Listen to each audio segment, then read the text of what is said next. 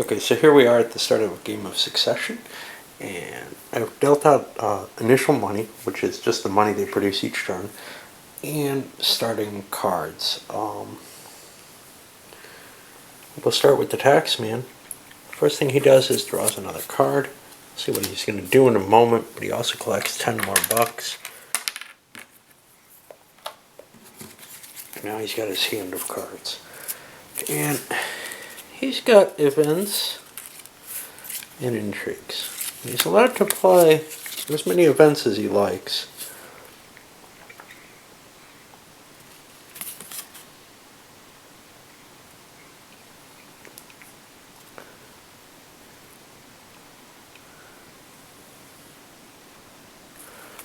This one looks interesting, but let's look at this. He could hurt a lot of people.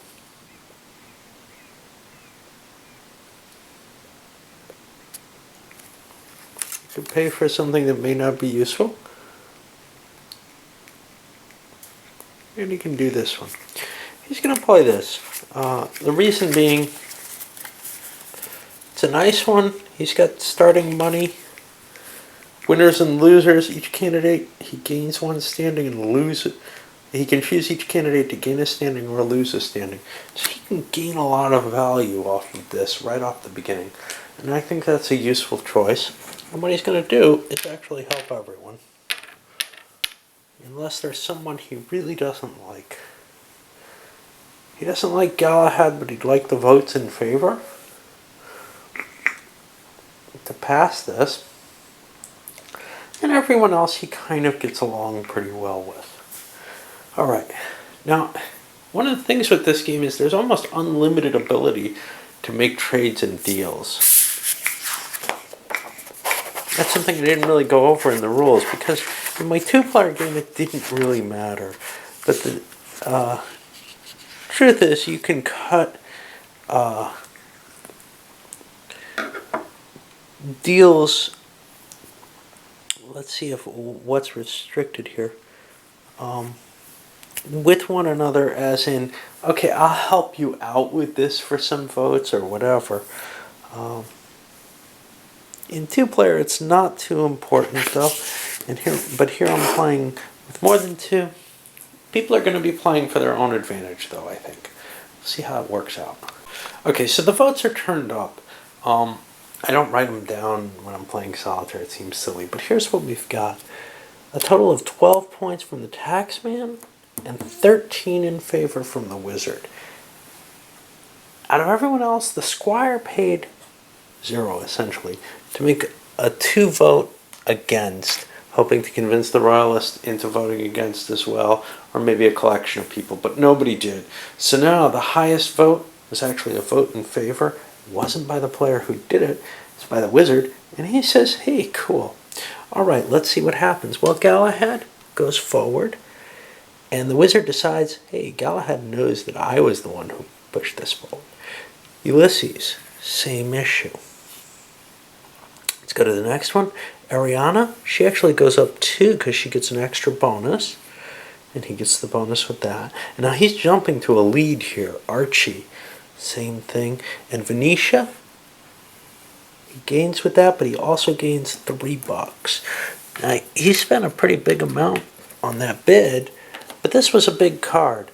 And the truth of the matter is the Taxman probably should have bid more to make sure that nobody could have gotten it but him.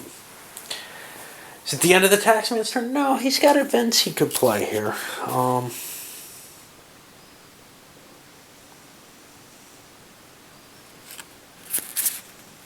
And he's going to play Good Graces to up for the candidate. He's going to choose Venetia. And he can choose each player whether or not he wants to give them a benefit. Venetia will produce extra gold for everyone, so he's certainly going to pick that he gets the benefit. But he can open things up and allow other people to do so.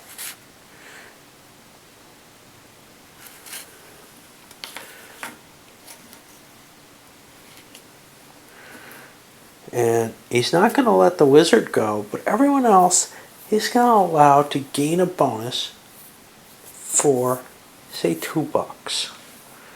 That should very quickly be an advantage to everyone. But $2 is of interest. So let's see what happens. First of all, he's going up. Nobody's stopping him. The ambassador chooses to go with it. Other players, well, you know, it's well worth it for everyone. Everybody's going to pay him $2, except for the wizard, whom he says, they're in the lead and shouldn't get it. Alright, so now that's putting the ambassador at a high rank with Venetia. And now we go to the next turn. And the next turn is going to be the wizard here. And we'll see what he does. Okay, well, let's take a look at the wizard's turn. Now he's, again, doesn't want to titch his hand and lose his turn. So he's going to pull a card, and he gets a useful influence card. That'll be helpful for his total bids. 3, 6, 9, 10, 11, 12, $13.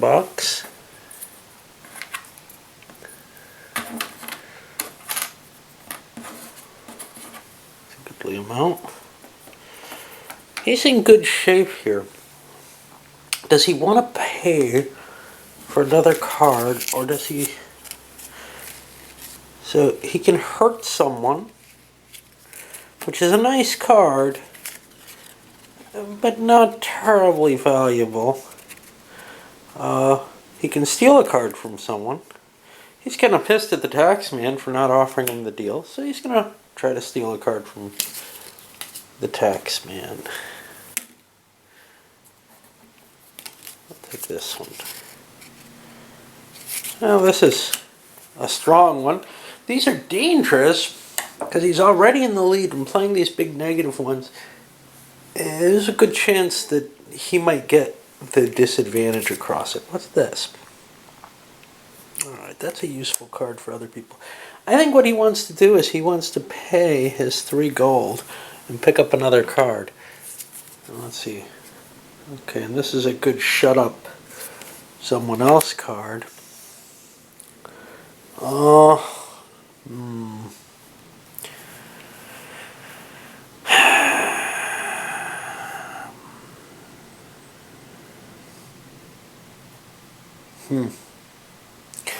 It's not an easy situation for him.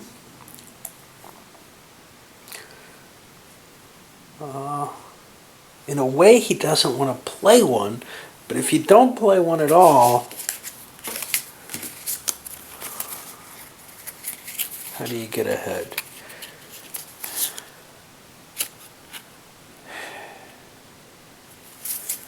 I think aiming to hurt people is not necessarily of value to him.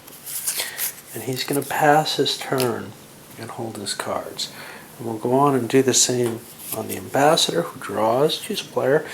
Pay that player 1 gold to look at his or her hand, and you can take a card, or pay another gold to go to someone else. Well, that's kind of useful. And he's got some nice pile here.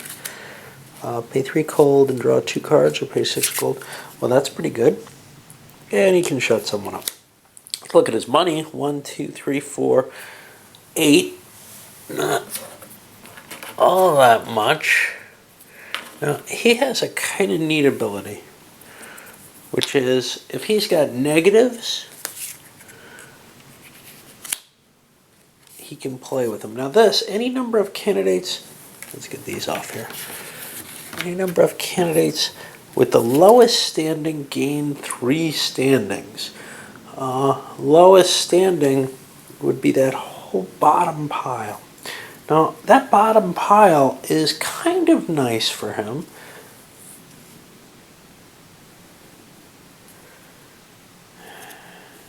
He doesn't have a lot of votes, though.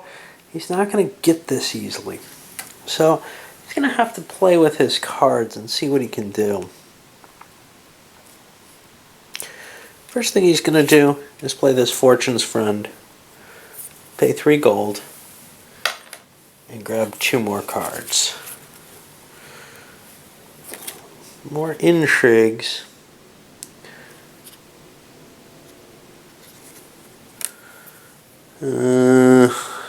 Still, he doesn't feel like he has the votes to guarantee himself anything right now. He'd rather sit back. But this is an interesting card for him,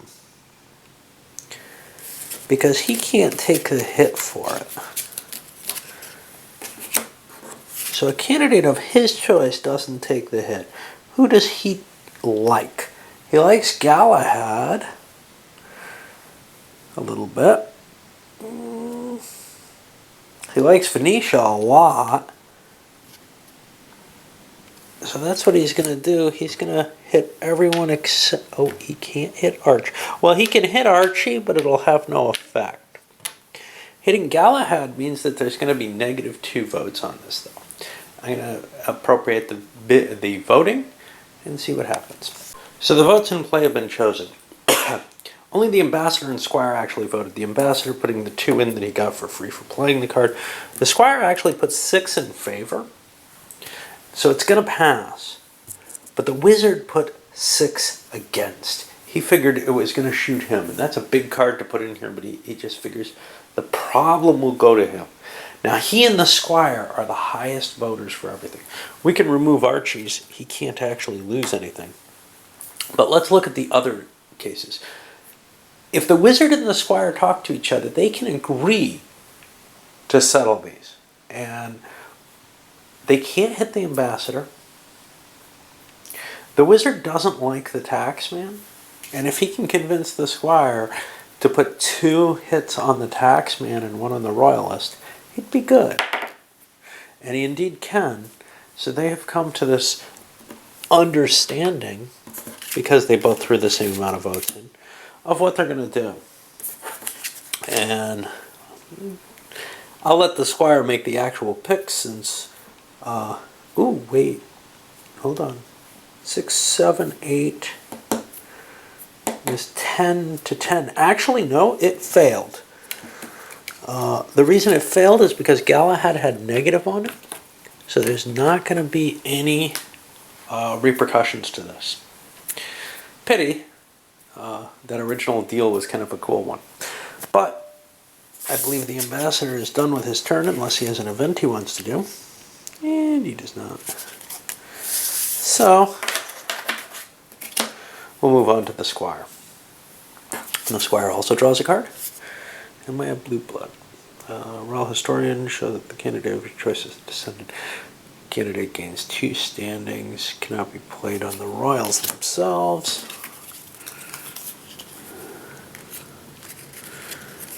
He's got a way of hitting a bunch of people. That's not terribly interesting to him. Okay, well, this is a cool card. He's going to play this. Share the Wealth. All players may pay 1 gold to draw 1 card or 5 gold to draw 2 cards. Oh, he didn't collect his money yet. 2, 4, 5, 6, 7, 8. He sees this as a way to get himself some extra cash. So, all players pay 1 gold to draw 1 card or 5 to draw 2. And the Royalist will pay 1 gold and draw a card.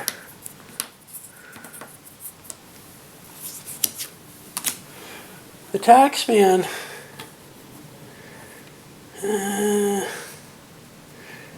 he generates a lot... Oh, shit. I think this was here. He generates a lot of money and needs cards. He's going to draw 2 cards. The Wizard...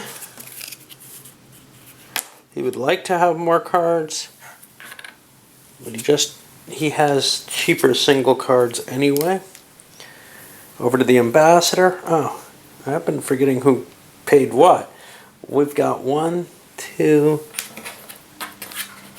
It's supposed to go to him. This is why he did it. 7. Now him, he doesn't have tons of money. He'll pay $1 for 1 card. And that puts it on the Squire. The Squire can grab 2 cards.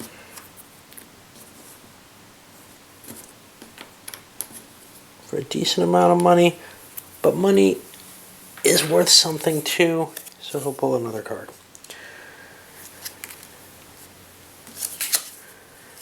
He doesn't have the votes to pull this one into play. He's going to hit the wizard with Fortune's Fool, discard his hand, and draw 2 new cards. Now, let's see what we got here. He doesn't want that. He's got a card that'll work on him. He's going to hit the Squire with it.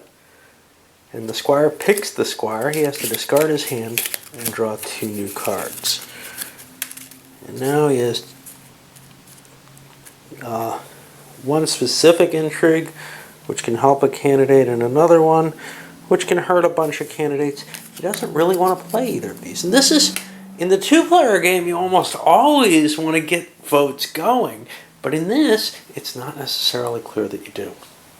Now we move finally over to the Royalist. We'll draw a card, of course, and collect her money, which is 2, 5, 6, 7, 8.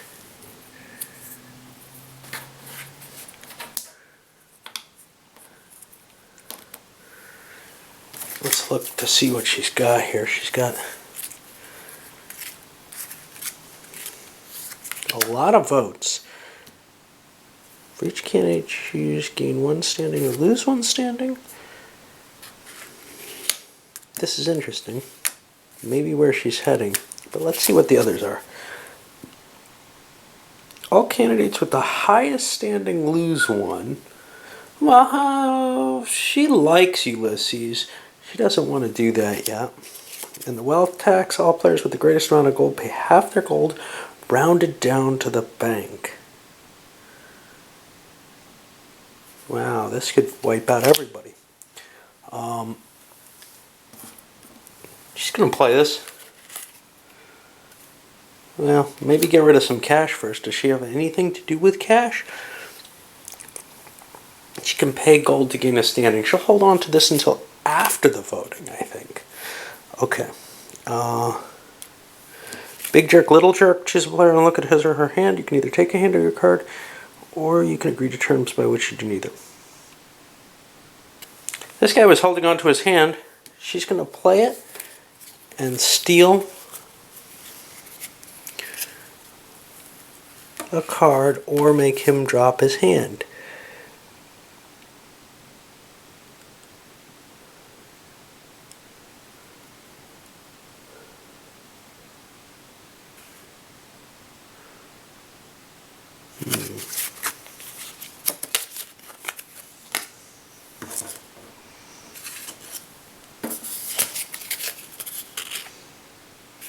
She'll go for the vote one.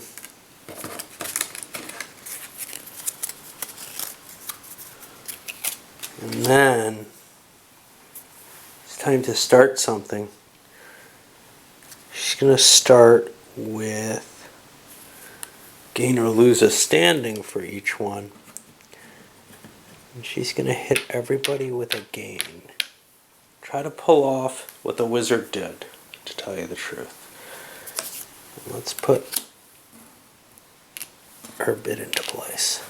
She's risking it all. She's got that wealth tax to hit everybody with. Actually,